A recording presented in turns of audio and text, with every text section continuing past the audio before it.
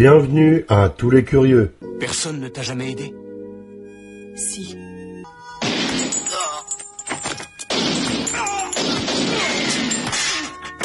Le cinéma hongkongais est une mine d'or pour tous les cinéphiles, aussi bien asiatiques qu'occidentaux.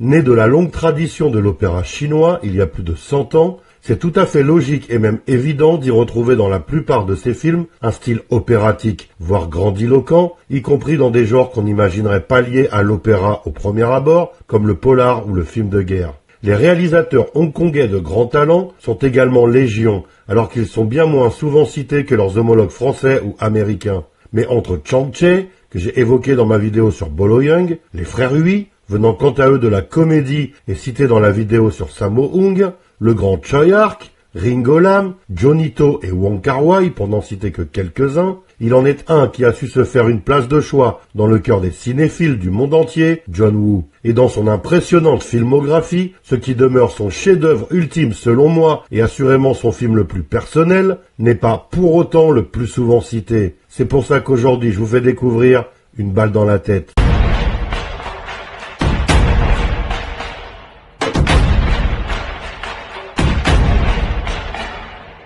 John Woo, de son vrai nom Woo You-seng, est un réalisateur, scénariste et producteur chinois né le 22 septembre 1946 à Canton et œuvrant principalement à Hong Kong, mais ayant également connu une période américaine entre 1993 et 2003 pour 6 films, avant d'y revenir tout récemment en 2023 pour Silent Night, 20 ans après avoir quitté l'industrie hollywoodienne. En 1969, il est assistant de production chez les concurrents de la Shaw Brothers, les studios Cathay. Mais ces derniers périclitent après la mort de leur fondateur, Lo Kwan-to, et certains dirigeants, puis finissent par cesser leur activité en 1971. La même année, il rejoint la mythique Shaw Brothers et devient l'assistant du grand Chang Cheh, notamment réalisateur de la trilogie du sabreur manchot. En 1973, il passe à la réalisation pour le nouveau grand rival émergent, la Golden Harvest, avec les Jeunes Dragons, et dont les combats sont réglés par nul autre qu'un tout jeune Jackie Chan. Il tourne ensuite plusieurs films de kung-fu pour la firme, dont certains comme Hand of Death en 1976, mettant en vedette Jackie Chan, la star montante de la société fondée par Raymond Chow et Leonard Ho, deux anciens de la Shaw. John Woo réalise entre autres Le Maître de Taekwondo en 1974, Princesse Changping en 1975, Les As de la Cambriole en 1976, puis Follow the Star, La Dernière Cavalerie, La Course à l'Emploi et Rendez-vous avec le Diable notamment. En 1986 sort Les Larmes d'un héros, un film pourtant tourné en 1984 et bouclé rapidement en Thaïlande par John Woo, qui devait encore au moins un film à la Golden Harvest par contrat. Libéré de la firme, qui avait fait éclore la carrière de Bruce Lee, le film qui révéla le roi du kung-fu au monde entier. Il rejoint pleinement la Cinema City Enterprise de Choi Ark, pour qui il avait notamment réalisé Plain Jane to the Rescue en 1981, avant de s'atteler à Run Tiger Run en 1984, puis The Time You Need a Friend en 1985. En 1986, pour la CCE, Choi Ark réalise Pékin Opera Blues, Ringo Lam signe quant à lui Mad Mission 4, Johnny To nous livre Happy Ghost 3, et John Woo, après avoir réalisé plusieurs comédies rentables, change de style pour véritablement embrasser ce qui lui convient le mieux et entre définitivement dans la cour des grands en signant ce qui demeure son premier chef-d'œuvre. T'as déjà eu un flingue entre les deux yeux. Nous, ça nous est déjà arrivé.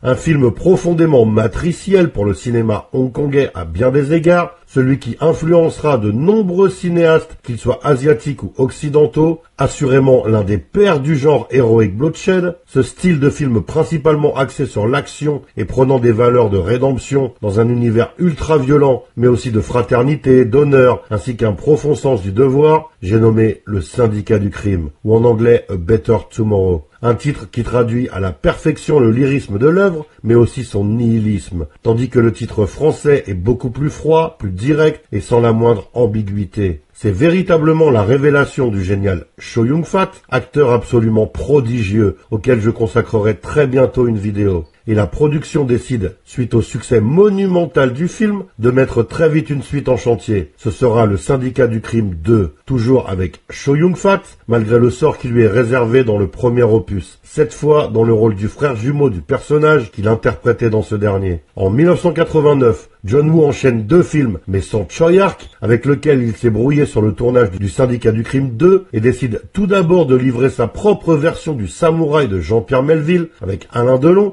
un film français qu'il affectionne tout particulièrement. Ce sera The Killer, toujours avec Chow Yun-fat dans le rôle titre, et de nombreux fans de Woo prétendent que c'est là son meilleur film. Il co-réalise également Just Heroes avec Woo Ma, qui s'est illustré plusieurs fois aux côtés de Jackie Chan et Sammo Hung, et qui est également présent devant la caméra. Cette fois, Chang Che et Choi Ark sont à la production. En 1990, le réalisateur offre à la face du monde ce que je considère comme son film le plus abouti, le plus personnel, mais aussi le plus maîtrisé, le plus profond, le plus lyrique et le plus violent, et qui demeure bien évidemment le sujet principal de cette vidéo, Une balle dans la tête, traduction pour le moins littérale du titre anglais Bullet in the Head.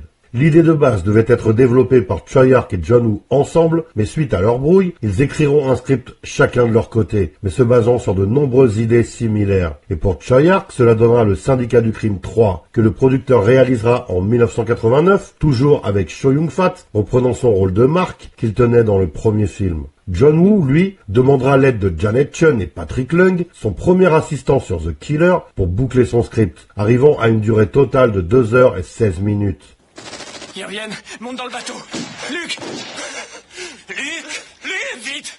C'est pas le con, ils arrivent. Le film est produit par la Golden Princess Film Production, tout comme The Killer, puis plus tard d'autres films de John Woo comme Les Associés et À toute épreuve. Mais le réalisateur et co-scénariste est également coproducteur sur ce film, notamment via sa société de production John Woo Film Production, aux côtés de Patrick Leung, toujours lui, Catherine Lau et Wan Wallen. Décidément omnipotent sur ce film particulièrement personnel pour lui, John Woo est également co-monteur aux côtés de David Woo, et la musique est confiée à Romeo Diaz, mais aussi à James Wong, qui était déjà à la baguette sur le mythique Histoire de fantômes chinois, puis composera le fabuleux thème d'Il était une fois en Chine l'année suivante. Pour filmer cette histoire au long cours, qui évoque notamment Voyage au bout de l'enfer de Michael Cimino, avec cette amitié de 3 hommes au tempérament et aux trajectoires opposées, qui sera désintégrée à cause de la guerre du Vietnam et se finira tragiquement, pas moins de 4 directeurs photos sont nécessaires. Hardy Lam, Wilson Chan, Wong Wing-hung et Chai Kitty Som. Le tournage a bien évidemment lieu à Hong Kong, mais aussi en Thaïlande, pour les scènes censées se dérouler au Vietnam, et le casting comprend entre autres Tony Leung, qui n'était qu'un jeune acteur, mais s'illustrera plus tard dans À toute épreuve, Les Trois Royaumes également de John Woo, mais aussi dans Chungking Express, In the Mood for Love et 2046 de Wong Kar-wai, Lust Caution d'Ang Lee, Hero de Zhang Yimou, le chef-d'œuvre absolu Infernal Affairs d'Andrew Lau et Shang-Chi pour Marvel dans le rôle du mandarin. En 2023, il a notamment obtenu le Lion d'Or à la Mostra de Venise pour l'ensemble de sa carrière. Aux côtés de Tony Leung, citons Jackie Chung, également chanteur adulé dans son pays, outre sa performance dans Une balle dans la tête, il a aussi figuré dans As Tears Go By de Wong Kar-wai en 1988, Tiger Cage de Wen Yu-ping la même année, Big Brother, Histoire de fantômes chinois 2 et 3, Le Raid et The Banquet, tous deux co-réalisés par Choi Ark en 1991, mais aussi Il était une fois en Chine. Le troisième élément principal du casting est Wesley, qui était l'antagoniste Tam Shing dans le Syndicat du Crime, avant de rejoindre Jackie Chung sur Histoire de fantômes chinois 2 et 3, Tony Leung sur Infernal Affair 3, puis de côtoyer Michelle Yeoh sur le film Wing Chun de Wen Yu-ping. N'oublions surtout pas le quatrième élément de ce casting, qui est pour le moins très important, à savoir Simon Yam, acteur au talent monstrueux et à la carrière longue comme le bras, qui était dans Tiger Cage, The Banquet, Full Contact de Ringo Lam, aussi avec Chow Yun-fat, et n'a donc rien à voir avec le film mettant en scène Jean-Claude Van Damme. Les 3 premiers Young and Dangerous d'Andrew Lau, les excellents The Mission, PTU, Breaking News et Election de Johnny To entre autres, Full Time Killer, Tomb Raider 2 de Yann de Bont avec Angelina Jolie, et les 2 premiers Ip Man portés par Donnie Yen, pour n'en citer que quelques-uns. Le tournage a été harassant, mais le film est enfin prêt à sortir le 17 août 1990 à Hong Kong, tandis qu'il faudra attendre le 4 août 1993 pour le découvrir en France, soit 3 ans de décalage. Décidément une toute autre époque. Le film, qui prend place en 1967, débute sur une musique enjouée et insouciante qui caractérise parfaitement ces années-là.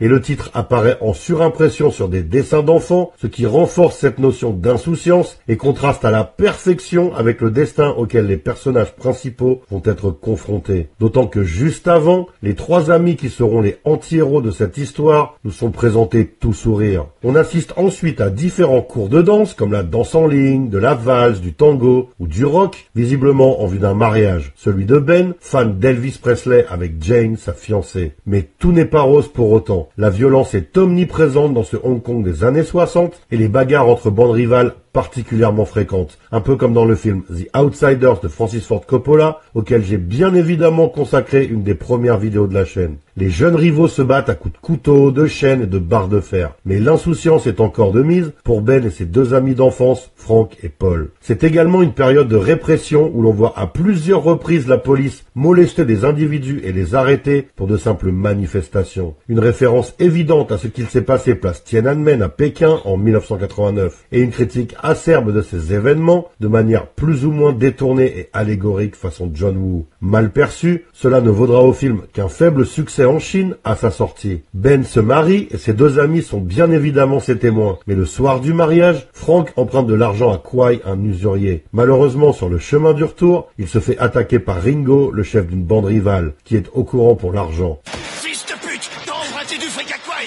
Ce dernier lui casse une bouteille sur la tête et lui vole l'argent, mais Frank le tabasse à son tour et réussit à lui reprendre la somme. Au même moment, Paul apprend qu'il y a beaucoup d'argent à se faire au Vietnam à cause de la guerre via la contrebande, tandis que Ben s'inquiète de ne pas voir arriver son ami. Lorsqu'il arrive enfin, les trois compagnons sont réunis pour le plus grand bonheur de Ben.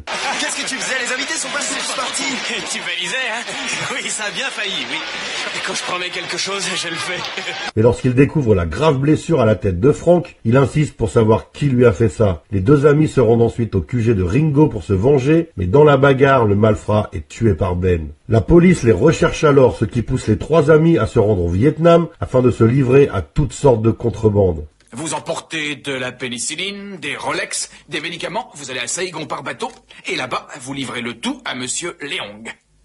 Là-bas, ils vont découvrir un pays en guerre, en proie au chaos, à la folie et à la déshumanisation, voyant, subissant et faisant des choses auxquelles ils ne s'étaient absolument pas préparés. Leur amitié si forte, si ancienne et si pure sera mise à rude épreuve à cause des circonstances et leur vie en sera modifiée à jamais, poussant certains d'entre eux à commettre des actes qu'ils se pensaient eux-mêmes incapables de commettre, notamment le pire, le plus symbolique. Ce film est bien évidemment une allégorie et comporte de nombreux thèmes forts comme l'engagement, l'amitié, la fraternité, l'amour, la haine, la folie, la trahison, la colère et la passion notamment, et entraîne les personnages dans un engrenage dont aucun ne pourra ressortir indemne. On notera de nombreuses similitudes avec le film Deer Hunter ou Voyage au bout de l'enfer en VF de Michael Cimino est sorti en 1978. La puissante amitié de trois jeunes hommes, le mariage de l'un d'entre eux, le départ pour le Vietnam, la confrontation avec un pays en proie à l'anarchie, puis la torture et enfin la folie pour au moins l'un des trois personnages principaux. Mais John Woo se livre ici à la dissection d'une descente aux enfers, très opératique, dans le plus pur style du Wuxian classique chinois, en y ajoutant de la modernité, notamment dans ses gunfights dantesques, en lieu et place des combats de sabre de jadis, tandis que le film de Cimino était plus contemplatif, mais aussi plus nihiliste. Ici, l'espoir semble permis, mais les effrois de la guerre, la cupidité et la folie ont mis un terme aux rêves des protagonistes. C'est assurément le film le plus personnel de John Woo, le seul de ses grands films hongkongais où ne figure pas Chow Yun-fat,